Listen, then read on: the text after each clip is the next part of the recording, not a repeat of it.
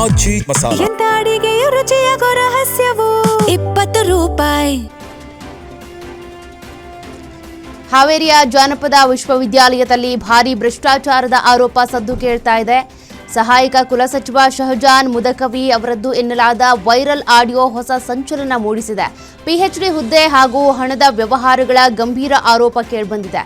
ಇನ್ನೊಂದೆಡೆ ವೇತನ ಸಿಗದೆ ಸಿಬ್ಬಂದಿ ಧರಣಿ ನಡೆಸಿದ್ದು ವಿಶ್ವವಿದ್ಯಾಲಯದ ಆಡಳಿತವೇ ಈಗ ತೀವ್ರ ಪ್ರಶ್ನೆಗೆ ಗುರಿಯಾಗಿದೆ. ಹಾವೇರಿ ಜಿಲ್ಲೆಯಲ್ಲಿ ರೈತರ ಆತ್ಮಹತ್ಯೆ ಸರಣಿ ಮುಂದುವರೆದಿದೆ. ಬೆಳೆ ಕೈಕೊಟ್ಟ ನೋವಿನ ನಡುವೆ ಬ್ಯಾಂಕ್ ಸಾಲದ ನೋಟಿಸ್ ರೈತನ ಜೀವವನ್ನೇ ಬಲಿ ಪಡೆದಿದೆ. ಹಾವೇರಿ ತಾಲೂಕಿನ ತಿಮ್ಮೇನಹಳ್ಳಿ ರೈತ ಸೋಮನಗೌಡ ಮುದಿಗೌಡ ನೇಣಿಗೆ ಶರಣಾಗಿದ್ದಾರೆ. 7 ಎಕರೆಯಲ್ಲಿ ಹಾಕಿದ್ದ ಮೆಕ್ಕೆಜೋಳ ಮಳೆ ಕೊರತೆಯಿಂದ ಒಣಗೋಗಿದೆ. ಘಟನೆ ಬಳಿಕ ಬ್ಯಾಂಕ್ ವಿರುದ್ಧ ರೈತರ ಆಕ್ರೋಶ ಭುಗಿಲೆದ್ದಿದೆ.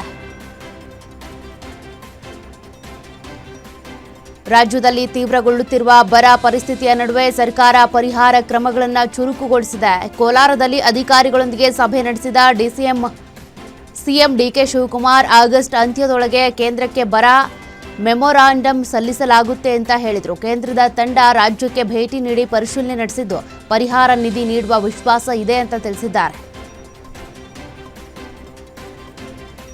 ರಾಜ್ಯದಲ್ಲಿ ಬರದ ತೀವ್ರತೆ ಹೆಚ್ಚುತ್ತಿರುವ ಹಿನ್ನೆಲೆ ಕೋಲಾರದಲ್ಲಿ ಜಿಲ್ಲಾ ಮಟ್ಟದ ಪರಿಶೀಲನೆ ಸಭೆ ನಡೆಯಿತು. ಡಿಸಿಎಂ ಡಾಕ್ಟರ್ ಜಿ ಪರಮೇಶ್ವರ್ ನೇತೃತ್ವದಲ್ಲಿ ನಡೆದ ಸಭೆಯಲ್ಲಿ ಜಿಲ್ಲೆಯ ಬರ ಪರಿಸ್ಥಿತಿ, ಕುಡಿಯುವ ನೀರಿನ ಲಭ್ಯತೆ, ಕೃಷಿ ಚಟುವಟಿಕೆ, ಬಿತ್ತನೆ, ಗೊಬ್ಬರ ಹಾಗೂ ಬೀಜದ ಲಭ್ಯತೆ ಕುರಿತು ಅಧಿಕಾರಿಗಳಿಂದ ಮಾಹಿತಿ ಪಡೆದುಕೊಂಡಿದ್ದಾರೆ. ಇನ್ನು ಸಭೆಯಲ್ಲಿ ಜನಪ್ರತಿನಿಧಿಗಳು ಹಾಗೂ ಜಿಲ್ಲಾ ಅಧಿಕಾರಿಗಳು ಭಾಗವಹಿಸಿದರು. ಕಾವೇರಿ ನೀರಿನ ವಿಚಾರದಲ್ಲಿ ಕರ್ನಾಟಕಕ್ಕೆ ಸದ್ಯಕ್ಕೆ ನಿರಾಳ ಎನ್ನಿಸಿದೆ. ಕಾರಣ ತಮಿಳುನಾಡಿಗೆ ಈಗಾಗಲೇ ನೀರು ಬಿಡುಗಡೆ ಮಾಡುವ ಅಗತ್ಯ ಇಲ್ಲ ಅಂತ ಕಾವೇರಿ ನೀರು ನಿರ್ವಹಣಾ ಮಂಡಳಿ ಮಹತ್ವದ ಸೂಚನೆ ಕೊಟ್ಟಿದೆ. ರಾಜ್ಯದಲ್ಲಿ ಬರ ಪರಿಸ್ಥಿತಿ ಇರುವ ಹಿನ್ನೆಲೆ ಯಥಾಸ್ಥಿತಿ ಕಾಯ್ದುಕೊಳ್ಳುವಂತೆ ಸೂಚಿಸಿದ್ದು ಸದ್ಯ ಸಂಗ್ರಹ ಆಗಿರುವ ನೀರನ್ನು ಕುಡಿಯುವ ಉದ್ದೇಶಕ್ಕೆ ಮಾತ್ರ ಬಳಸಿ ಅಂತ ಸ್ಪಷ್ಟಪಡಿಸಿದ್ದಾರೆ. ರಾಜ್ಯದಲ್ಲಿ ಮುಂಗಾರು ಮಳೆ ಕೈಕೊಟ್ಟ ಹಿನ್ನೆಲೆ ಧಾರವಾಡ ಜಿಲ್ಲೆಯಾದ್ಯಂತ ಭೀಕರ ಬರದ ಪರಿಸ್ಥಿತಿ ಎದುರಾಗಿದೆ. ಧಾರವಾಡ ತಾಲೂಕಿನ ಕಬ್ಬೇನೂರ ಗ್ರಾಮದಲ್ಲಿ ಮಳೆಯಿಲ್ಲದೆ ಒಣಗುತ್ತಿದ್ದ ಬೆಳೆಯನ್ನ ರೈತ ನಾಶಪಡಿಸಿದ್ದಾನೆ. 16 ಎಕರೆ ಜಮೀನಿನಲ್ಲಿ ಬೆಳೆದಿದ್ದ ಹೆಸರು, ಉದ್ದು ಬೆಳೆಯನ್ನ ಮಲ್ಲಿಕಾರ್ಜುನ ಕರಡಿಗುಡ್ಡ ರೈತ ನಾಶ ಮಾಡಿರೋದು. ಇನ್ನು ಎಕರೆಗೆ 10 ರಿಂದ 20 ಸಾವಿರ ಖರ್ಚು ಮಾಡಿ ರೈತ ಬೆಳೆ ಬೆಳೆದಿದ್ದ. ಇನ್ನು ಸರ್ಕಾರ ಬರಗಾಲ ಅಂತ ಘೋಷಣೆ ಮಾಡಬೇಕು ಅಂತ ಜಿಲ್ಲೆಯ ರೈತರು ಆಗ್ರಹಿಸಿದ್ದಾರೆ. ಮಳೆ ಕೈಕೊಟ್ಟ ಬೆನ್ನಲ್ಲೇ ಕಲಬುರಗಿಯಲ್ಲಿ ಜನ ದೇವರ ಮೊರೆ ಹೋಗಿದ್ದಾರೆ. ಕಾಳಗಿ ತಾಲೂಕಿನ ಹೆಬ್ಬಾಳ ಗ್ರಾಮಸ್ಥರು 4 ಕಿಲೋಮೀಟರ್ ಕಾಲ್ನಡಿಗೆಯಲ್ಲಿ 101 ಕಳಸ ಹೊತ್ತು ಅಣವೀರಭದ್ರೇಶ್ವರ ದೇವಾಲಯಕ್ಕೆ ತೆರಳಿದ್ರು. ದೇವರಿಗೆ ಜಲಾಭಿಷೇಕ ಹಾಗೂ ವಿಶೇಷ ಪೂಜೆ ಸಲ್ಲಿಸಿ ಉತ್ತಮ ಮಳೆ ಸುರಿದು ಬೆಳೆ ಉಳಿಲಿ ಅಂತೇಳಿ ಭಕ್ತಿ ಭಾವದಿಂದ ಪ್ರಾರ್ಥಿಸಿದ್ದಾರೆ. ಮುಂಗಾರು ಮಳೆ ಕೈಕೊಟ್ಟ ಹಿನ್ನೆಲೆ ಬಾಗಲಕೋಟೆ ಜಿಲ್ಲೆಯ ಬಾದಾಮಿ ತಾಲೂಕಿನ ಕೆರೆಕಲಮಟ್ಟಿ ಗ್ರಾಮದಲ್ಲಿ ಮಳೆಗಾಗಿ ವಿಶೇಷ ಗುರ್ಜಿ ಪೂಜೆ ನಡೆಸಿದ್ದಾರೆ. ಇನ್ನು ಮಹಿಳೆಯರು ಹಾಡು ಕುಣಿತದೊಂದಿಗೆ ಮನೆ ಮನೆಗೆ ತೆರಳಿ ಸಾಂಪ್ರದಾಯಿಕ ಆಚರಣೆ ನೆರವೇರಿಸಿದರು. ಬಳಿಕ ದೇವಸ್ಥಾನದಲ್ಲಿ ವಿಶೇಷ ಪೂಜೆ ಪುನಸ್ಕಾರಗಳನ್ನು ನೆರವೇರಿಸಿ ಅನ್ನ ಸಂತರ್ಪಣೆಯನ್ನು ನಡೆಸಿ ಗುರ್ಜಿ ಪೂಜೆ ಮಾಡಿದರೆ ಮಳೆ ಬರುತ್ತೆ ಎಂಬ ನಂಬಿಕೆಯಲ್ಲಿ ಮಳೆರಾಯನಿಗೆ ಪ್ರಾರ್ಥಿಸಿದ್ದಾರೆ. ರಾಜ್ಯ ಸಚಿವ ಸಂಪುಟ ವಿಸ್ತರಣೆ 2 ದಿನ ಮುಂದೂಡುವ ಸಾಧ್ಯತೆ ಇದೆ ಅಂತ ಮಾಜಿ ಸಚಿವ ದಿನೇಶ್ ಗುಂಡೂರಾವ್ ಸುಳಿವು ಕೊಟ್ಟಿದ್ದಾರೆ. ಚಿಕ್ಕಮಗಳೂರಿನಲ್ಲಿ ಮಾತನಾಡಿದ ಅವರು, ಸಂಪುಟ ಪುನರ್ರಚನೆಯಲ್ಲಿ ಕೆಲವರಿಗೆ ಅವಕಾಶ ಸಿಗಲಿದೆ, ಕೆಲವರು ಹೊರಗುಳಿಯಲಿದ್ದಾರೆ ಅಂತ ಹೇಳಿದರು. ಅಂತಿಮ ತೀರ್ಮಾನ ಪಕ್ಷದ ವರಿಷ್ಠರದ್ದೇ ಆಗಿದ್ದು ಯಾವ ಜವಾಬ್ದಾರಿ ಕೊಟ್ಟರೂ ನಿಭಾಯಿಸ್ತೀವಿ ಅಂತ ಹೇಳಿದ್ದಾರೆ. ಬರದ ನಡುವೆಯೇ ಸರ್ಕಾರ ನಿರ್ಲಕ್ಷ್ಯ ವಹಿಸಿದೆ ಎಂಬ ಬಿಜೆಪಿ ಆರೋಪಕ್ಕೆ ಡಿಸಿಎಂ ಡಾಕ್ಟರ್ ಜಿ ಪರಮೇಶ್ವರ್ ತಿರುಗೇಟು ಕೊಟ್ಟಿದ್ದಾರೆ. ಚಿಕ್ಕಬಳ್ಳಾಪುರದಲ್ಲಿ ಮಾತನಾಡಿದ ಅವರು, ಬರ ಪರಿಸ್ಥಿತಿ ಪರಿಶೀಲನೆಗೆ ಸಿಎಂ ಸೇರಿದಂತೆ ಸಚಿವರು ಜಿಲ್ಲೆ ತಾಲೂಕುಗಳಿಗೆ ಭೇಟಿ ನೀಡಿ ಸಭೆ ನಡೆಸಿದ್ದಾರೆ. ಆರ್ ಅಶೋಕ್ಗೆ ಮಾಹಿತಿ ಕೊರತೆ ಇದ್ದು ಮೊದಲು ವಾಸ್ತವ ತಿಳಿದುಕೊಳ್ಳಿ ಅಂತೇಳಿ ಖಾರವಾಗಿಯೇ ಪ್ರತಿಕ್ರಿಯಿಸಿದ್ದಾರೆ. ಸಚಿವ ಸಂಪುಟ ವಿಸ್ತರಣೆ ಚರ್ಚೆ ನಡುವೆ ಶಾಸಕಿ ನಯನಾ ಮೋಟಮ್ಮ ದೆಹಲಿಯಿಂದ ಬೆಂಗಳೂರಿಗೆ ಆಗಮಿಸಿದ್ದಾರೆ. ದೇವನಹಳ್ಳಿ ಕೆಂಪೇಗೌಡ ಏರ್ಪೋರ್ಟ್ನಲ್ಲಿ ಪ್ರತಿಕ್ರಿಯೆ ನೀಡಿದ ಅವರು, ಹೊಸ ಮುಖಗಳು ಹಾಗೂ ಮಹಿಳೆಯರಿಗೆ ಹೆಚ್ಚಿನ ಅವಕಾಶ ನೀಡಬೇಕು ಅಂತ ಅಭಿಪ್ರಾಯಪಟ್ಟಿದ್ದಾರೆ.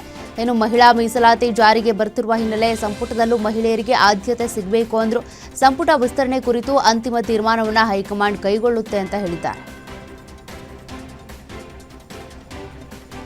ಬಿಡದಿ ಟೌನ್ಶಿಪ್ ಯೋಜನೆಗೆ ಸಂಬಂಧಪಟ್ಟಂತೆ ಭೂಸ್ವಾಧೀನ ಪ್ರಕ್ರಿಯೆ ಮತ್ತೆ ಕಾವು ಪಡ್ಕೊಂಡಿದೆ. 2ನೇ ಹಂತದ ಅಂತಿಮ ಅಧಿಸೂಚನೆ ಬಳಿಕ ಅಧಿಕಾರಿಗಳು ರೈತರಿಗೆ ನೋಟಿಸ್ ನೀಡುವುದಕ್ಕೆ ಮುಂದಾದರೂ ಮೇರೇಗೌಡನ ದೊಡ್ಡಿ ಮತ್ತು ಬನ್ನಿಗಿರಿ ಗ್ರಾಮಗಳ ರೈತರು ನೋಟಿಸ್ ಸ್ವೀಕರಿಸುವುದಕ್ಕೆ ನಿರಾಕರಿಸಿದ್ದಾರೆ. 2 ತಿಂಗಳ ಕಾಲಾವಕಾಶ ನೀಡುವುದಾಗಿ ಸಿಎಂ ಹೇಳಿದ್ರೂ ನೋಟಿಸ್ ನೀಡ್ತಾ ಇರೋದಕ್ಕೆ ರೈತರು ತೀವ್ರ ಆಕ್ರೋಶ ವ್ಯಕ್ತಪಡಿಸಿದ್ದಾರೆ. ಮಾಜಿ ಪ್ರಧಾನಿ ಎಚ್.ಡಿ. ದೇವೇಗೌಡರ ಪತ್ನಿ ಚೆನ್ನಮ್ಮ ಅವರ ನಿಧನದ ಹಿನ್ನೆಲೆ 3ನೇ ದಿನದ ಹಾಲು ತುಪ್ಪ ಕಾರ್ಯ ನೆರವೇರಿದೆ. ಹಾಸನ ಜಿಲ್ಲೆಯ ಮಾವಿನಕೆರೆ ಬೆಟ್ಟದ ರಂಗನಾಥ ಸ್ವಾಮಿ ದೇಗುಲದ ತಪ್ಪಲಿನ ಸಮಾಧಿ ಬಳಿ ಕುಟುಂಬಸ್ಥರು ವಿಧಿವಿಧಾನಗಳನ್ನು ನೆರವೇರಿಸಿದರು. ಇನ್ನು ಬಂಧುಗಳು, ಆಪ್ತರು ಹಾಗೂ ಬೆಂಬಲಿಗರು ಪೂಜೆಯಲ್ಲಿ ಭಾಗಿಯಾಗಿ ಚೆನ್ನಮ್ಮ ಅವರಿಗೆ ಭಾವಪೂರ್ಣ ನಮನ ಸಲ್ಲಿಸಿದ್ದಾರೆ. ಬೆಂಗಳೂರು ಮೈಸೂರು ರಾಷ್ಟ್ರೀಯ ಹೆದ್ದಾರಿಯಲ್ಲಿ ಸಂಚರಿಸುವ ವಾಹನ ಸವಾರರಿಗೆ ಮತ್ತೊಂದು ಹೊರೆ ಬಿದ್ದಿದೆ. NHAI ಟೋಲ್ ದರವನ್ನು ಸುಮಾರು 3% ಇಂದಿನಿಂದ ಹೊಸ ದರ ಜಾರಿಗೆ ಬಂದಿದೆ. ಕಣಿಮಿಣಿಕೆ, ಶೇಷಗಿರಿಹಳ್ಳಿ ಹಾಗೂ ಮಸ್ತಾಪುರ ಟೋಲ್ ಪ್ಲಾಜಾಗಳಲ್ಲಿ ಕಾರು, ಜೀಪ್, ವ್ಯಾನ್ ಸೇರಿದಂತೆ ವಿವಿಧ ವಾಹನಗಳ ಟೋಲ್ ದರ ಏರಿಕೆಯಾಗಿದ್ದು, ಸ್ಥಳೀಯ ವಾಹನಗಳ ರಿಯಾಯಿತಿ ಮಾತ್ರ ಮುಂದುವರೆದಿದೆ. ಜಿಬಿಎ ಇಂಜಿನಿಯರ್ಗಳ ಮೇಲೆ ಮಾರಣಾಂತಿಕ ಹಲ್ಲೆ ಕೇಸ್ಗೆ ಸಂಬಂಧಪಟ್ಟಂತೆ ಜಿಬಿಎ ಇಂಜಿನಿಯರ್ಗಳಿಗೂ ಬಾಡಿ ಕ್ಯಾಮೆರಾ ನೀಡುವಂತೆ ಜಿಬಿಎ ಚೀಫ್ ಇಂಜಿನಿಯರ್ಗಳು ಸರ್ಕಾರಕ್ಕೆ ಮನವಿ ಮಾಡಿದ್ದಾರೆ. ಸಂಚಾರಿ ಪೊಲೀಸರಿಗೆ ನೀಡಿದಂತೆ ನಮಗೂ ಬಾಡಿ ಕ್ಯಾಮೆರಾ ನೀಡಿ, ಬಾಡಿ ಕ್ಯಾಮೆರಾ ಇದ್ರೆ ಇಂಥ ಸಮಯದಲ್ಲಿ ಅನುಕೂಲ ಆಗುತ್ತೆ. ನಿನ್ನೆ ಘಟನೆ ವಿಡಿಯೋ ಮಾಡದಿದ್ರೆ ಯಾರಿಗೂ ಗೊತ್ತಾಗ್ತಾ ಇರಲಿಲ್ಲ. ಯಾರದ್ದೋ ಮೊಬೈಲ್ನಲ್ಲಿ ವಿಜುವಲ್ಸ್ ಸೆರೆ ಆಗಿದ್ದಕ್ಕೆ ವಿಚಾರ ಗೊತ್ತಾಗಿದೆ. ಹೀಗಾಗಿ ಸರ್ಕಾರ ಇಂಜಿನಿಯರ್ಗಳಿಗೂ ಬಾಡಿ ಕ್ಯಾಮೆರಾ ನೀಡಬೇಕು ಅಂತ ಮನವಿ ಮಾಡಿದ್ದಾರೆ. ದೆಹಲಿಯಲ್ಲಿ ವಿದ್ಯಾರ್ಥಿಗಳ ಮೇಲಿನ ಲಾಠಿಚಾರ್ಜ್ ಪ್ರತಿಭಟನೆಗೆ ಮೈಸೂರಿನಲ್ಲಿ ರಾಜಕೀಯ ತಿರುವು ಸಿಕ್ಕಿದೆ. ಪ್ರತಿಭಟನೆಗೆ ವಿದ್ಯಾರ್ಥಿಗಳನ್ನು ಬಲವಂತವಾಗಿ ಕರೆತರಲಾಗ್ತಾ ಇದೆ ಅಂತ ಬಿಜೆಪಿ ಆರೋಪಿಸಿದ್ರೆ ಕಾಂಗ್ರೆಸ್ ಅದನ್ನು ತಳ್ಳಿ ಹಾಕಿದೆ. ಮಹಾರಾಣಿ ಜೂನಿಯರ್ ಕಾಲೇಜ್ಗೆ ಭೇಟಿ ನೀಡಿದ ಉಭಯ ಪಕ್ಷದ ನಾಯಕರ ನಡುವೆ ಮಾತಿನ ಚಕಮಕಿ ನಡೆದಿದ್ದು, ಸ್ಥಳದಲ್ಲಿ ಕೆಲಕಾಲ ಉದ್ವಿಗ್ನ ಪರಿಸ್ಥಿತಿಯು ನಿರ್ಮಾಣವಾಗಿತ್ತು. ಮೈಸೂರಿನ ಚಾಮುಂಡಿ ಬೆಟ್ಟದ 2,000 ರೂಪಾಯಿ ವಿಶೇಷ ದರ್ಶನ ಟಿಕೆಟ್ ಈಗ ಭಾರೀ ವಿವಾದಕ್ಕೆ ಕಾರಣವಾಗಿದೆ. ಮಾಹಿತಿ ಹಕ್ಕಿನಲ್ಲಿ ಪಡೆದ ದಾಖಲೆಗಳ ಆಧಾರದಲ್ಲಿ ಪ್ರಸಾದ ಕಿಟ್ ಖರೀದಿಯಲ್ಲಿ ಅವ್ಯವಹಾರ ನಡೆದಿದೆ ಅಂತೇಳಿ ಸಾಮಾಜಿಕ ಕಾರ್ಯಕರ್ತ ಅರವಿಂದ ಶರ್ಮಾ ಆರೋಪಿಸಿದ್ದಾರೆ. ವಿಗ್ರಹ, ಬ್ಯಾಗ್, ಲಾಡು ಸೇರಿದಂತೆ ವಿವಿಧ ಖರೀದಿಗಳ ವೆಚ್ಚ ಪ್ರಶ್ನೆಗೆ ಗುರಿಯಾಗಿದ್ದು, ಪ್ರಕರಣದ ಸಮಗ್ರ ತನಿಖೆ ಆಗಬೇಕು ಅಂತೇಳಿ ಆಗ್ರಹ ಕೇಳಿಬಂದಿದೆ. ಶಿವಾಜಿನಗರದಲ್ಲಿ ಅಧಿಕಾರಿಗಳ ಮೇಲಿನ ಹಲ್ಲೆ ಪ್ರಕರಣದ ಪ್ರಮುಖ ಆರೋಪಿ ಬಸವರಾಜ್ ಪಡುಕೋಟೆಯನ್ನ ಪೊಲೀಸರು ಬಂಧಿಸಿದ್ದಾರೆ. ತನಿಖೆಯಲ್ಲಿ ಆರೋಪಿಗೆ ಹಿಂದಿನಿಂದಲೂ ಹಲವು ಕ್ರಿಮಿನಲ್ ಪ್ರಕರಣಗಳಿರೋದು ಬೆಳಕಿಗೆ ಬಂದಿದೆ. ಫುಟ್ಪಾತ್ ಅಂಗಡಿ ತೆರವು ಕಾರ್ಯಾಚರಣೆಯಿಂದ ಹಫ್ತಾ ವಸೂಲಿ ನಿಲ್ಲುವ ಆತಂಕದಲ್ಲಿ ಪೂರ್ವ ನಿಯೋಜಿತ ಗಲಾಟೆ ನಡೆಸಿದ್ದಾನೆ ಎಂಬ ಮಾಹಿತಿ ಪೊಲೀಸರಿಗೆ ಸಿಕ್ಕಿದೆ. ಮೂಲಸೌಕರ್ಯ ಕಲ್ಪಿಸುವಂತೆ ಆಗ್ರಹಿಸಿ ಬಾಗಲಕೋಟೆ ಜಿಲ್ಲೆಯ ಬೀಳ್ಗಿಯಲ್ಲಿ ನೇಕಾರರು ವಿನೂತನ ಪ್ರತಿಭಟನೆ ನಡೆಸಿದರು. ಖಾಲಿ ಕೊಡ, ಬುಟ್ಟಿ ಹಾಗೂ ಮರಳು ಹೊತ್ತು ತಹಶೀಲ್ದಾರ್ ಕಚೇರಿ ಎದುರು ಧರಣಿ ನಡೆಸಿದ ಪ್ರತಿಭಟನಾಕಾರರು ರಸ್ತೆ, ಚರಂಡಿ ಮತ್ತು ಕುಡಿಯುವ ನೀರಿನ ವ್ಯವಸ್ಥೆ ಕಲ್ಪಿಸಿ ಅಂತೇಳಿ ಒತ್ತಾಯಿಸಿದ್ದಾರೆ. ಮನವಿ ಸಲ್ಲಿಸಿ ಎಷ್ಟೇ ದಿನಗಳಾದರೂ ಕೂಡ ಸ್ಪಂದನೆ ಇಲ್ಲ ಅಂತೇಳಿ ಅಧಿಕಾರಿಗಳ ವಿರುದ್ಧ ಆಕ್ರೋಶ ವ್ಯಕ್ತಪಡಿಸಿದರು. ಮಂಡ್ಯ ಜಿಲ್ಲೆಯಲ್ಲಿ ಅಕ್ರಮ ಬಾಂಗ್ಲಾದೇಶಿ ವಲಸಿಗರ ಬಗ್ಗೆ ಹೊಸ ಅನುಮಾನ ಮೂಡಿದೆ. ನಾಗಮಂಗಲ ತಾಲೂಕಿನಲ್ಲಿ 2,000ಕ್ಕೂ ಹೆಚ್ಚು ಅಕ್ರಮ ವಲಸಿಗರು ನೆಲೆಸಿದ್ದಾರೆ ಅಂತ ಆರೋಪಿಸಿ ಆರ್ಟಿಐ ಕಾರ್ಯಕರ್ತ ಕೆಆರ್ ರವೀಂದ್ರ ಅವರು ದೂರನ್ನು ಕೊಟ್ಟಿದ್ದಾರೆ. ನಕಲಿ ದಾಖಲೆಗಳ ಮೂಲಕ ಇಲ್ಲಿ ವಾಸವಿದ್ದು ವಿವಿಧ ಕೈಗಾರಿಕೆಗಳಲ್ಲಿ ಕೆಲಸ ಮಾಡ್ತಿದ್ದಾರೆ ಅಂತ ಆರೋಪಿಸಿದ್ದು, ಸಮಗ್ರ ಪರಿಶೀಲನೆ ನಡೆಸಿ ಅಂತ ಒತ್ತಾಯಿಸಿದ್ದಾರೆ. ಬೀದರ್ ಜಿಲ್ಲೆಯ ಹುಮ್ನಾಬಾದ್ ಕೈಗಾರಿಕಾ ಪ್ರದೇಶದಲ್ಲಿ ಲೋಕಾಯುಕ್ತ ದಿಢೀರ್ ಅಂತೇಳಿ ದಾಳಿ ನಡೆಸಿ ಪರಿಶೀಲನೆ ನಡೆಸಿದ್ದಾರೆ. ವಾಯು ಮತ್ತು ಜಲ ಮಾಲಿನ್ಯದ ದೂರುಗಳ ಹಿನ್ನೆಲೆ ಲೋಕಾಯುಕ್ತ ಎಸ್ಪಿ ಸಿದ್ದರಾಜು ವಿವಿಧ ಇಲಾಖೆಗಳ ಅಧಿಕಾರಿಗಳೊಂದಿಗೆ ಕಾರ್ಖಾನೆಗಳಿಗೆ ಭೇಟಿ ನೀಡಿ ದಾಖಲೆಗಳನ್ನು ಪರಿಶೀಲಿಸಿದರು. ಮಾಲಿನ್ಯ ನಿಯಂತ್ರಣ ಮಂಡಳಿ ನಿಯಮ ಉಲ್ಲಂಘಿಸಿರುವ ಕಾರ್ಖಾನೆಗಳ ವಿರುದ್ಧ ತೀವ್ರ ಅಸಮಾಧಾನ ವ್ಯಕ್ತಪಡಿಸಿ ಕ್ರಮದ ಎಚ್ಚರಿಕೆ ಕೊಟ್ಟಿದ್ದಾರೆ. 9 ತಿಂಗಳ ಹಿಂದೆ ರಸ್ತೆ ಕಿತ್ತ ಅಧಿಕಾರಿಗಳು ಇಂದಿಗೂ ಮರು ನಿರ್ಮಾಣ ಮಾಡಿಲ್ಲ. ದೇವನಹಳ್ಳಿ ತಾಲೂಕಿನ ಕನ್ನಮಂಗಲ ಗ್ರಾಮದಲ್ಲಿ ರಸ್ತೆ ಅವ್ಯವಸ್ಥೆಯಿಂದ ಜನರು ತೀವ್ರ ಸಂಕಷ್ಟ ಅನುಭವಿಸ್ತಾ ಇದ್ದಾರೆ. 30ಕ್ಕೂ ಹೆಚ್ಚು ಗ್ರಾಮಗಳ ಸಂಪರ್ಕ ಕಡಿತವಾಗುವ ಆತಂಕ ಎದುರಾಗಿದ್ದು, ಮಳೆ ಬಂದರೆ ರಸ್ತೆ ಕೆಸರುಗದ್ದೆಯಂತಾಗ್ತಾ ಇದೆ. ಕೂಡಲೇ ರಸ್ತೆ ನಿರ್ಮಿಸಿ ಮೂಲಸೌಕರ್ಯ ಕಲ್ಪಿಸುವಂತೆ ಗ್ರಾಮಸ್ಥರು ಸರ್ಕಾರಕ್ಕೆ ಆಗ್ರಹಿಸಿದ್ದಾರೆ. ಚಿಕ್ಕೋಡಿ ಆರ್ಟಿಒ ಕಚೇರಿಯಲ್ಲಿ ಹಣ ವಸೂಲಿ ಆರೋಪ ಭಾರೀ ಚರ್ಚೆಗೆ ಗ್ರಾಸವಾಗಿದೆ. ಡ್ರೈವಿಂಗ್ ಲೈಸೆನ್ಸ್ ಫೋಟೋ ನವೀಕರಣದ ಹೆಸರಲ್ಲಿ ಸಿಬ್ಬಂದಿ ಹಣ ಪಡೀತಾ ಇರುವ ದೃಶ್ಯವನ್ನ ಸಾರ್ವಜನಿಕರೇ ವಿಡಿಯೋ ಮಾಡಿ ಪ್ರಶ್ನಿಸಿದ್ದಾರೆ. ಬಳಿಕ ಸಿಬ್ಬಂದಿ ತಪ್ಪು ಒಪ್ಪಿಕೊಂಡಿದ್ದಾರೆ ಎನ್ನಲಾಗಿದೆ. ಪ್ರಕರಣದ ವಿರುದ್ಧ ಸಾರ್ವಜನಿಕರು ಆಕ್ರೋಶ ವ್ಯಕ್ತಪಡಿಸಿದ್ದು ಸಂಬಂಧಪಟ್ಟವರ ವಿರುದ್ಧ ಕಟ್ಟುನಿಟ್ಟಿನ ಕ್ರಮಕ್ಕೆ ಆಗ್ರಹಿಸಿದ್ದಾರೆ. ಚಿತ್ರದುರ್ಗ ಜಿಲ್ಲೆಯಲ್ಲಿ ಅತಿವೇಗ ಮತ್ತೊಂದು ಜೀವ ಬಲಿ ಪಡೆದಿದೆ. ಹೊಳಲ್ಕೆರೆ ತಾಲೂಕಿನ ಟಿ ನುಲೇನೂರು ಗೇಟ್ ಬಳಿ ಕಾರು ಪಾದಚಾರಿಗೆ ಡಿಕ್ಕಿ ಹೊಡೆದು 38 ವರ್ಷದ ಪ್ರದೀಪ್ ಸ್ಥಳದಲ್ಲೇ ಮೃತಪಟ್ಟಿದ್ದಾರೆ. ರಸ್ತೆ ದಾಟುತ್ತಿದ್ದ ವೇಳೆ ನಾಯಿ ಅಡ್ಡ ಬಂದ ಕಾರಣ ಕಾರು ನಿಯಂತ್ರಣ ತಪ್ಪಿದೆ ಎನ್ನಲಾಗಿದೆ. ಘಟನೆಯಲ್ಲಿ ಮತ್ತೋರ್ವ ಮಹಿಳೆ ಗಂಭೀರವಾಗಿ ಗಾಯಗೊಂಡಿದ್ದು ಪೊಲೀಸರು ಪ್ರಕರಣ ದಾಖಲಿಸಿ ತನಿಖೆ ನಡೆಸುತ್ತಿದ್ದಾರೆ. ಉತ್ತರ ಕನ್ನಡ ಜಿಲ್ಲೆಯಲ್ಲಿ 2 ಟ್ರಕ್ಗಳ ನಡುವೆ ಭೀಕರ ಮುಖಾಮುಖಿ ಅಪಘಾತ ಸಂಭವಿಸಿದೆ. ರಾಮನಗರ ಅನಮೋಡ್ ಸಮೀಪ ಕ್ಯಾಸಲ್ ರಾಕ್ ಕ್ರಾಸ್ ಬಳಿ ನಡೆದಿರುವಂತಹ ಡಿಕ್ಕಿಯಲ್ಲಿ 2 ಚಾಲಕರು ಗಂಭೀರವಾಗಿ ಗಾಯಗೊಂಡಿದ್ದಾರೆ. ಅಪಘಾತದ ರಭಸಕ್ಕೆ 2 ಟ್ರಕ್ಗಳು ನಜ್ಜುಗುಜ್ಜಾಗಿದ್ದು ರಾಷ್ಟ್ರೀಯ ಹೆದ್ದಾರಿಯಲ್ಲಿ ಕೆಲಕಾಲ ಸಂಚಾರ ಅಸ್ತವ್ಯಸ್ತಗೊಂಡಿತ್ತು. ಪೊಲೀಸರು ವಾಹನ ತೆರವುಗೊಳಿಸಿ ಸಂಚಾರಕ್ಕೆ ಅನುವು ಮಾಡಿಕೊಟ್ಟಿದ್ದಾರೆ. ಧಾರವಾಡ ಹೊರ ವಲಯದಲ್ಲಿ ಸಾರಿಗೆ ಬಸ್ ಅಪಘಾತ ದುರಂತಕ್ಕೆ ಕಾರಣವಾಗಿದೆ. ಸಂಚರಿಸ್ತಾ ಇದ್ದ ಬಸ್ನ ಆಕ್ಸೆಲ್ ಬ್ಲೇಡ್ ಕಟ್ ಆಗಿದ್ದು ಕಂದಕಕ್ಕೆ ಉರುಳಿದ ಪರಿಣಾಮ ಓರ್ವ ಮಹಿಳೆ ಮೃತಪಟ್ಟಿದ್ದು ಚಾಲಕ ಸೇರಿದಂತೆ 15ಕ್ಕೂ ಹೆಚ್ಚು ಪ್ರಯಾಣಿಕರು ಗಾಯಗೊಂಡಿದ್ದಾರೆ. ದಾವಣಗೆರೆಯಿಂದ ಮೀರಜ್ಗೆ ತೆರಳುತ್ತಾ ಇದ್ದ ಬಸ್ನಲ್ಲಿ ಈ ಅವಘಡ ಸಂಭವಿಸಿದ್ದು ಗಾಯಾಳುಗಳಿಗೆ ಜಿಲ್ಲಾಸ್ಪತ್ರೆಯಲ್ಲಿ ಚಿಕಿತ್ಸೆ ಮುಂದುವರೆದಿದೆ. ಬೀದರ್ ಜಿಲ್ಲೆಯಲ್ಲಿ ಸಿಎನ್ಜಿ ಟ್ಯಾಂಕರ್ನಿಂದ ಗ್ಯಾಸ್ ಸೋರಿಕೆಯಾಗಿ ದೊಡ್ಡ ಅನಾಹುತವೊಂದು ಕೂದಲೆಳೆ ಅಂತರದಲ್ಲಿ ತಪ್ಪಿದೆ. ಭಾಲ್ಕಿ ತಾಲೂಕಿನ ಕಟಕಂಚಿ ಚಿಂಚೋಳಿ ಸಮೀಪ ಸೋರಿಕೆ ಕಾಣಿಸಿಕೊಂಡ ಹಿನ್ನೆಲೆ ಕೆಲಕಾಲ ಆತಂಕದ ವಾತಾವರಣ ನಿರ್ಮಾಣವಾಗಿತ್ತು. ಅಗ್ನಿಶಾಮಕ ಸಿಬ್ಬಂದಿ ಸ್ಥಳಕ್ಕೆ ದೌಡಾಯಿಸಿ ಗ್ಯಾಸ್ ಸೋರಿಕೆ ನಿಯಂತ್ರಣಕ್ಕೆ ತಂದಿದ್ದು ಬಳಿಕ ವಾಹನ ಸಂಚಾರವನ್ನು ಪುನಃ ಆರಂಭಿಸಲಾಯಿತು.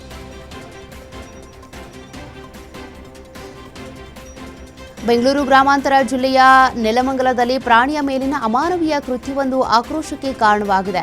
ಹಸುವಿನ ಮೇಲೆ ಲೈಂಗಿಕ ದೌರ್ಜನ್ಯ ಎಸಗಿದ ಆರೋಪದಡಿ 25 ವರ್ಷದ ನಿಜಾಮುದ್ದೀನ್ನನ್ನ ಪೊಲೀಸರು ವಶಕ್ಕೆ ಪಡೆದಿದ್ದಾರೆ. ಘಟನೆ ಸಿಸಿಟಿವಿಯಲ್ಲಿ ಸೆರೆಯಾಗಿದ್ದು ಆರೋಪಿಯ ವಿರುದ್ಧ ಕಠಿಣ ಕ್ರಮ ಕೈಗೊಳ್ಳುವಂತೆ ಸ್ಥಳೀಯರು ಹಾಗೂ ಹಿಂದೂಪರ ಸಂಘಟನೆಗಳು ಆಗ್ರಹಿಸಿವೆ.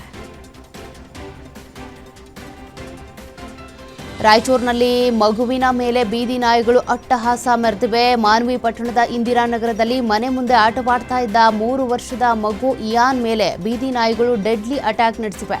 ನಾಯಿ ಕಡಿತಕ್ಕೆ ಮಗುವಿನ ಮುಖ, ಕೈ ಭಾಗದಲ್ಲಿ ರಕ್ತ ಸಿಕ್ತ ಗಾಯಗಳಾಗಿತ್ತು. ರಾಯಚೂರು ರಿಮ್ಸ್ ಆಸ್ಪತ್ರೆಗೆ ದಾಖಲು ಮಾಡಿ ಚಿಕಿತ್ಸೆ ನೀಡಲಾಗ್ತಿದೆ. ನಾಯಿ ದಾಳಿ ವೇಳೆ ಪೋಷಕರು ಬಿಡಿಸಿದ್ರು ನಾಯಿಗಳು ಮಗುವನ್ನ ಬಿಡದೆ ಅಟ್ಟಹಾಸ ಮೆರೆದಿವೆ. ಪುರಸಭೆ ವಿರುದ್ಧ ಇಯಾನ್ ಪೋಷಕರು ಆಕ್ರೋಶ ವ್ಯಕ್ತಪಡಿಸಿದ್ದಾರೆ. ಬೆಂಗಳೂರು ಗ್ರಾಮಾಂತರದ ಕುಂಬಳಗೋಡು ವೃದ್ಧೆ ಜಯಮ್ಮ ಕೊಲೆ ಪ್ರಕರಣಕ್ಕೆ ಬೆಚ್ಚಿ ಬೀಳಿಸುವ ತಿರುವು ಸಿಕ್ಕಿದೆ. ಆನ್ಲೈನ್ ಬೆಟ್ಟಿಂಗ್ ಚಟದಿಂದ ಸಾಲದ ಸುಳಿಯಲ್ಲಿ ಸಿಲುಕಿದ್ದ ಅಮಿತ್ ಚಿನ್ನಾಭರಣಕ್ಕಾಗಿ ಪಕ್ಕದ ಮನೆಯ ವೃದ್ಧೆಯನ್ನ ಕೊಲೆ ಮಾಡಿದ್ದಾನೆ ಅಂತ ಪೊಲೀಸರು ತಿಳಿಸಿದ್ದಾರೆ. ಬಳಿಕ ಶವವನ್ನ ಸೂಟ್ಕೇಸ್ನಲ್ಲಿ ಸಾಗಿಸಿ ಸಾಕ್ಷ್ಯ ಮರೆಮಾಚೋದಕ್ಕೆ ಯತ್ನಿಸಿದ್ದ ಪೊಲೀಸರ ವಿಚಾರಣೆಯಲ್ಲಿ ಆರೋಪಿ ಕೃತ್ಯ ಒಪ್ಪಿಕೊಂಡಿದ್ದಾನೆ ಅಂತ ತಿಳಿದುಬಂದಿದೆ.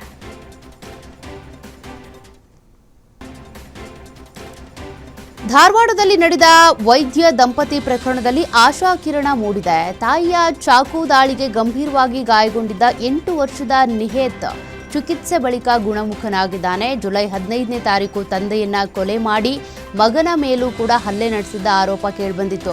ರಕ್ತದ ಮಡುವಿನಲ್ಲಿ ಬಿದ್ದಿದ್ದ ಬಾಲಕನನ್ನ ರಕ್ಷಿಸಿ ಆಸ್ಪತ್ರೆಗೆ ದಾಖಲಿಸಿದ್ದ ಪೊಲೀಸ್ ಕಮಿಷನರ್ ಶಶಿಕುಮಾರ್ ಕಾರ್ಯಕ್ಕೆ ವ್ಯಾಪಕ ಮೆಚ್ಚುಗೆ ವ್ಯಕ್ತವಾಗ್ತಿದೆ. ಕೋಲಾರ ಜಿಲ್ಲೆಯಲ್ಲಿ ಕ್ಷುಲ್ಲಕ ಜಗಳ ಕೊಲೆಯಲ್ಲಿ ಅಂತ್ಯ ಆಗಿದೆ. ಶ್ರೀನಿವಾಸಪುರ ತಾಲೂಕಿನ ಕೂಲಗುರ್ಕಿ ಗ್ರಾಮದಲ್ಲಿ ಮದ್ಯ ಸೇವಿಸುವ ವೇಳೆ ಇಬ್ಬರ ನಡುವೆ ಗಲಾಟೆ ನಡೆದಿದ್ದು ಟೊಮ್ಯಾಟೊ ಗಿಡದಿಂದ ಹಲ್ಲೆ ನಡೆಸಿದ ಪರಿಣಾಮ 52 ವರ್ಷದ ವಸಂತಪ್ಪ ಸ್ಥಳದಲ್ಲೇ ಮೃತಪಟ್ಟಿದ್ದಾರೆ. ಘಟನೆ ಬಳಿಕ ಆರೋಪಿ ತಲೆಮರೆಸಿಕೊಂಡಿದ್ದು ಪೊಲೀಸರು ಪ್ರಕರಣ ದಾಖಲಿಸಿ ಶೋಧ ಕಾರ್ಯ ಮುಂದುವರೆಸಿದ್ದಾರೆ. ಪೊಲೀಸರು ಮೈಸೂರು ಜಿಲ್ಲೆಯ ಹುಣಸೂರಿನ ಕುಟುಂಬ ದುರಂತಕ್ಕೆ ಪ್ರಕರಣಕ್ಕೆ ಸಂಬಂಧಪಟ್ಟಂತೆ ಮತ್ತೊಂದು ಡೆತ್ ನೋಟ್ ಹೊಸ ತಿರುವು ಸಿಕ್ಕಿದೆ. ಪತ್ನಿ ಮತ್ತು ಮಕ್ಕಳನ್ನ ಕೊಂದು ಆತ್ಮಹತ್ಯೆ ಮಾಡಿಕೊಂಡ ಹರೀಶ್ ಜೀವನದಲ್ಲಿ ವಿಫಲನಾಗಿದ್ದೇನೆ ಅಂತ ಒಂದು ಪತ್ರದಲ್ಲಿ ಬರೆದಿದ್ದಾನೆ. ಮತ್ತೊಂದು ಪತ್ರದಲ್ಲಿ ತಾನು ಇಲ್ಲದೇ ಇದ್ರೆ ಕುಟುಂಬ ಕಷ್ಟಪಡಬಾರದು ಎಂಬ ಕಾರಣಕ್ಕೆ ಈ ನಿರ್ಧಾರ ಕೈಗೊಂಡಿದ್ದೇನೆ ಅಂತ ಉಲ್ಲೇಖಿಸಿದ್ದಾನೆ. ಪೊಲೀಸರು ಪ್ರಕರಣದ ತನಿಖೆಯನ್ನ ಮುಂದುವರಿಸಿದ್ದಾರೆ.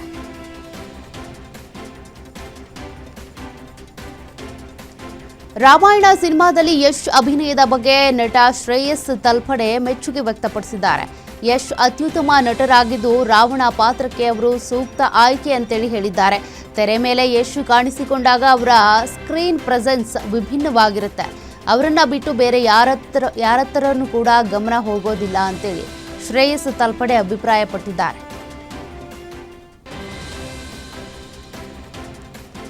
ತಮಿಳುನಾಡು ಮುಖ್ಯಮಂತ್ರಿ ವಿಜಯ್ ಅಭಿನಯದ ಜನನಾಯಕನ್ ಸಿನಿಮಾ ಬಿಡುಗಡೆಗೂ ಮುನ್ನ ಅಭಿಮಾನಿಗಳ ಸಂಭ್ರಮ ಜೋರಾಗಿದೆ. ಚೆನ್ನೈನಲ್ಲಿ ವಿಜಯ್ ಕಟೌಟ್ಗೆ ಅಭಿಮಾನಿಗಳು ಹಾಲಿನ ಅಭಿಷೇಕ ಮಾಡಿ ಸಂಭ್ರಮಿಸಿದರು. ಸಿನಿಮಾ ಬಿಡುಗಡೆಯ ಹಿನ್ನೆಲೆ ಚಿತ್ರಮಂದಿರಗಳ ಬಳಿ ಅಭಿಮಾನಿಗಳ ಸಂಭ್ರಮ ಮನೆ ಮಾಡಿದ್ದು ವಿಜಯ್ಗೆ ಶುಭ ಹಾರೈಸಿದ್ದಾರೆ.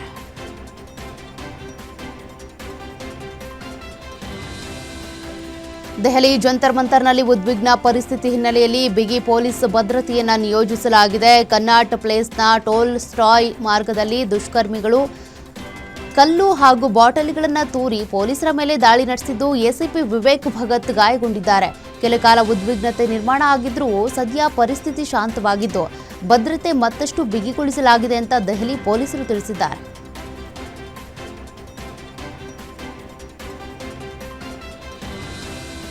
ರಾಷ್ಟ್ರ ರಾಜಧಾನಿ ದೆಹಲಿಯ ಜಂತರ್ ಮಂತರ್ ಮತ್ತೆ ರಣರಂಗವಾಗ್ಬಿಟ್ಟಿದೆ. ಪ್ರತಿಭಟನೆ ಹಿಂಸಾಚಾರಕ್ಕೆ ತಿರುಗ್ತಾ ಇದ್ದಂತೆ ಪ್ರತಿಭಟನಾಕಾರರು ಪೊಲೀಸರ ಮೇಲೆ ದಾಳಿ ನಡೆಸಿದ್ದಾರೆ ಎನ್ನಲಾಗಿದೆ. ಲಾಠಿಗಳನ್ನು ಕಸಿದು ಹಲ್ಲೆ ನಡೆಸಿದ ಪರಿಣಾಮ ಹಲವು ಪೊಲೀಸ್ ಸಿಬ್ಬಂದಿ ಗಾಯಗೊಂಡಿದ್ದಾರೆ. ಪರಿಸ್ಥಿತಿ ಇನ್ನೂ ಉದ್ವಿಗ್ನವಾಗಿದ್ದು ಸ್ಥಳದಲ್ಲಿ ಭಾರೀ ಭದ್ರತೆ ನಿಯೋಜಿಸಲಾಗಿದೆ. ಗುರುಗ್ರಾಮ್ನ ಮೆಡಂಟಾ ಆಸ್ಪತ್ರೆ ಬಳಿ ಮಹತ್ವದ ಬೆಳವಣಿಗೆ ನಡೆದಿದೆ. ಸೋನಂ ವಾಂಗ್ಚುಕ್ ಅವರ ಪತ್ನಿ ಗೀತಾಂಜಲಿ ಅಂಗ್ಮೋ ಅವರನ್ನ ವಿಪಕ್ಷ ಸಂಸದರ ನಿಯೋಗ ಭೇಟಿ ಮಾಡಿದೆ. ಪೊಲೀಸರಿಂದ ತಡೆದ ಬಳಿಕ ಭೇಟಿ ಮಾಡಿದ ಸಂಸದರು ವಾಂಗ್ಚುಕ್ ಅವರು ಮುಂದುವರಿಸಿರುವ ಉಪವಾಸ ಸತ್ಯಾಗ್ರಹವನ್ನು ಅಂತ್ಯಗೊಳಿಸುವಂತೆ ಮನವಿ ಮಾಡಿದರು. ಈ ಸಂಬಂಧ ಹಲವು ಸಂಸದರು ಸಹಿ ಮಾಡಿರುವ ಪತ್ರವನ್ನು ಕೂಡ ಹಸ್ತಾಂತರಿಸಿದ್ದಾರೆ.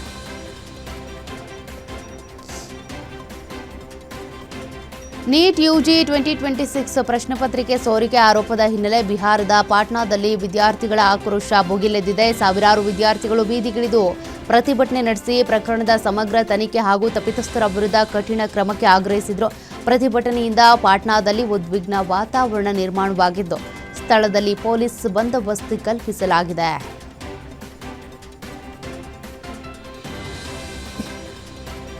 ರಾಷ್ಟ್ರ ರಾಜಧಾನಿ ದೆಹಲಿಯಲ್ಲಿ ಭದ್ರತಾ ಕಾರಣಕ್ಕೆ 16 ಮೆಟ್ರೋ ನಿಲ್ದಾಣಗಳನ್ನು ತಾತ್ಕಾಲಿಕವಾಗಿ ಬಂದ್ ಮಾಡಲಾಗಿದೆ. ITO, Delhi Gate, Khan Market, Central Secretariat ಹಾಗೂ ಪ್ರಮುಖ ನಿಲ್ದಾಣಗಳಲ್ಲಿ ಭದ್ರತೆ ಹೆಚ್ಚಿಸಲಾಗಿದೆ. ಸೆಂಟ್ರಲ್ ಸೆಕ್ರೆಟೇರಿಯೇಟ್ ಮೆಟ್ರೋ ನಿಲ್ದಾಣದಲ್ಲಿ ಪ್ರಯಾಣಿಕರು ಹೊರ ಬರೋದಕ್ಕೆ ಭದ್ರತಾ ಸಿಬ್ಬಂದಿಯ ಅನುಮತಿಗಾಗಿ ಕಾಯುವಂತ ಪರಿಸ್ಥಿತಿ ಎದುರಾಗಿದೆ. ಜಾರ್ಖಂಡ್ನ ರಾಂಚಿಯಲ್ಲಿ ಜೆಪಿಎಸ್ಸಿ ಫಲಿತಾಂಶಕ್ಕೆ ಅಕ್ರಮ ಆರೋಪಕ್ಕೆ ಸಂಬಂಧಪಟ್ಟಂತೆ ಬಿಜೆಪಿ ಯುವ ಮೋರ್ಚಾ ಕಾರ್ಯಕರ್ತರು ಪ್ರತಿಭಟನೆ ನಡೆಸಿದರು. 14ನೇ ಜೆಪಿಎಸ್ಸಿ ಫಲಿತಾಂಶದಲ್ಲಿ ಅಕ್ರಮ ನಡೆದಿದೆ ಅಂತ ಆರೋಪಿಸಿ ಜಾರ್ಖಂಡ್ ಸಾರ್ವಜನಿಕ ಸೇವಾ ಆಯೋಗದ ಕಚೇರಿಗೆ ಮುತ್ತಿಗೆ ಹಾಕೋದಕ್ಕೂ ಯತ್ನಿಸಿದರು.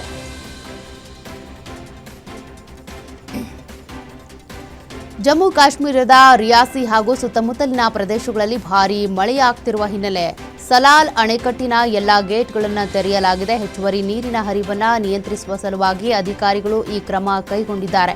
ಮಳೆ ಮುಂದುವರೆದಿರುವ ಹಿನ್ನೆಲೆ ನದಿ ತೀರದ ಜನರಿಗೆ ಎಚ್ಚರಿಕೆ ನೀಡಲಾಗಿದ್ದು ಪರಿಸ್ಥಿತಿಯ ಮೇಲೆ ನಿಗಾ ವಹಿಸಲಾಗಿದೆ.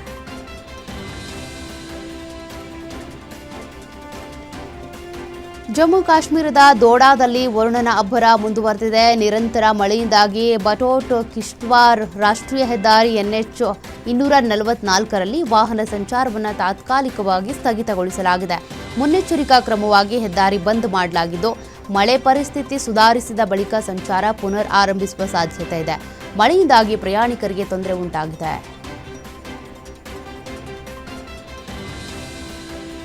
ಗುಜರಾತ್ನ ದಕ್ಷಿಣ ಭಾಗದಲ್ಲಿ ಭಾರೀ ಮಳೆ ಅಬ್ಬರ ಮುಂದುವರೆದಿದೆ. ವಲ್ಸಾದ್ ಜಿಲ್ಲೆಯಲ್ಲಿ ಮಳೆಯ ನೀರು ನುಗ್ಗಿ ಹಲವು ಪ್ರದೇಶಗಳು ಜಲಾವೃತಗೊಂಡಿವೆ. ಪರಿಸ್ಥಿತಿ ನಿಭಾಯಿಸುವುದಕ್ಕೆ NDRF ತಂಡಗಳನ್ನು ನಿಯೋಜಿಸಲಾಗಿದ್ದು ಪ್ರವಾಹದ ಎಚ್ಚರಿಕೆ ಕೊಡಲಾಗಿದೆ. ತಗ್ಗು ಪ್ರದೇಶದ ಜನರಿಗೆ ಎಚ್ಚರಿಕೆಯಿಂದ ಇರಬೇಕು ಅಂತ ಸೂಚನೆ ನೀಡಲಾಗಿದ್ದು ರಕ್ಷಣಾ ಕಾರ್ಯಾಚರಣೆಗೆ ಸಿದ್ಧತೆ ಮಾಡಿಕೊಂಡಿದ್ದಾರೆ. ಇರಾನ್ ವಿರುದ್ಧ ಅಮೆರಿಕ ಅಧ್ಯಕ್ಷ ಡೊನಾಲ್ಡ್ ಟ್ರಂಪ್ ಕಠಿಣ ಎಚ್ಚರಿಕೆ ಕೊಟ್ಟಿದ್ದಾರೆ. ಹಾರ್ಮುಜ್ ಜಲಸಂಧಿಯಲ್ಲಿ ಇರಾನ್ ಯಾವುದೇ ಹಡಗಿನ ಮೇಲೆ ಕ್ಷಿಪಣಿ, ಡ್ರೋನ್ ಅಥವಾ ಶಸ್ತ್ರಾಸ್ತ್ರಗಳಿಂದ ದಾಳಿ ನಡೆಸಿದರೆ ಪ್ರತಿಯಾಗಿ ಇರಾನ್ನ ಸೇತುವೆ ಅಥವಾ ವಿದ್ಯುತ್ ಸ್ಥಾವರಗಳ ಮೇಲೆ ದಾಳಿ ನಡೆಸುವುದಾಗಿ ಟ್ರಂಪ್ ಹೇಳಿದ್ದಾರೆ. ಈ ಕುರಿತು ಟ್ರಂಪ್ ತಮ್ಮ ಸಾಮಾಜಿಕ ಜಾಲತಾಣದಲ್ಲಿ ಪೋಸ್ಟ್ ಒಂದನ್ನು ಹಂಚಿಕೊಂಡಿದ್ದಾರೆ. ಇರಾನ್ ಮತ್ತು ಅಮೆರಿಕ ನಡುವಿನ ಉದ್ವಿಗ್ನತೆ ಮತ್ತಷ್ಟು ಹೆಚ್ಚಾಗಿದೆ. ಬಹ್ರೇನ್ನಲ್ಲಿರುವಂತಹ ಅಮೆರಿಕ ಸೇನಾ ನೆಲೆಯ ಮೇಲೆ ಇರಾನ್ ಕ್ಷಿಪಣಿ ದಾಳಿ ನಡೆಸಿದೆ ಅಂತ ವರದಿಯಾಗಿದೆ. ದಾಳಿಯಿಂದ ಅಮೆರಿಕ ಸೇನಾ ನೆಲೆಯಲ್ಲಿ ಆತಂಕದ ವಾತಾವರಣ ನಿರ್ಮಾಣವಾಗಿದೆ. ಈ ದಾಳಿ ಕುರಿತು ಎರಡೂ ದೇಶಗಳಿಂದ ಮಾಹಿತಿ ಹೊರಬರ್ತಾ ಇದ್ದು ಪರಿಸ್ಥಿತಿ ಬಗ್ಗೆ ವಿಶ್ವದಾದ್ಯಂತ ಕುತೂಹಲ ಹೆಚ್ಚಾಗಿದೆ. ರಷ್ಯಾ ವಿರುದ್ಧ ಉಕ್ರೇನ್ ಮತ್ತೆ ದಾಳಿ ನಡೆಸಿದೆ. ರಷ್ಯಾದ ಕ್ರಾಸ್ನೋಡಾರ್ ಮತ್ತು ಸ್ಟಾವ್ರೋಪೋಲ್ ಪ್ರದೇಶಗಳಲ್ಲಿರುವ ಸೇನೆಗೆ ಅಗತ್ಯ ವಸ್ತುಗಳು ಪೂರೈಕೆಯಾಗುವ ಕೇಂದ್ರಗಳು ಹಾಗೂ ತೈಲ ಸಂಗ್ರಹ ಘಟಕಗಳ ಮೇಲೆ ದಾಳಿ ನಡೆಸಿರುವುದಾಗಿ ಉಕ್ರೇನ್ ಹೇಳಿದೆ. ಕಪ್ಪು ಸಮುದ್ರ ಮತ್ತು ಅಜೋವ್ ಸಮುದ್ರದಲ್ಲಿದ್ದಂಥ ರಷ್ಯಾದ ಹಡಗುಗಳ ಮೇಲೂ ಕೂಡ ದಾಳಿ ನಡೆದಿರುವುದಾಗಿ ವರದಿಯಾಗಿದೆ.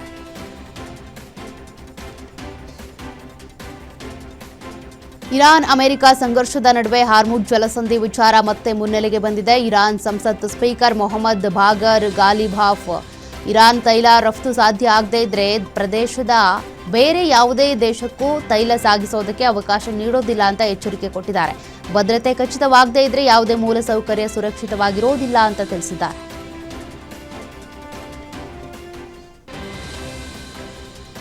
ಕೆನಡಾದ ಬ್ರಿಟಿಷ್ ಕೊಲಂಬಿಯಾದಲ್ಲಿ ಭಾರೀ ಕಾಡ್ಗಿಚ್ಚು ಆತಂಕ ಸೃಷ್ಟಿಸಿದೆ.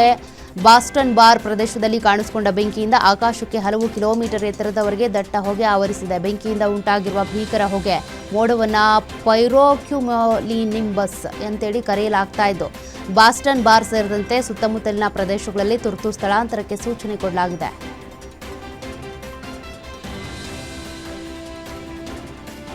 ಎರಡು 2026ರ ಕಾಮನ್ವೆಲ್ತ್ ಗೇಮ್ಸ್ಗೆ ಕ್ರೀಡಾಪಟ್ಟಿ ಪ್ರಕಟವಾಗಿದೆ. ಸ್ಕಾಟ್ಲೆಂಡ್ನ ಗ್ಲಾಸ್ಗೋದಲ್ಲಿ ನಡೆಯಲಿರುವಂತಹ ಕ್ರೀಡಾಕೂಟದಲ್ಲಿ ಒಟ್ಟು 16 ಕ್ರೀಡೆಗಳು ಇರಲಿವೆ.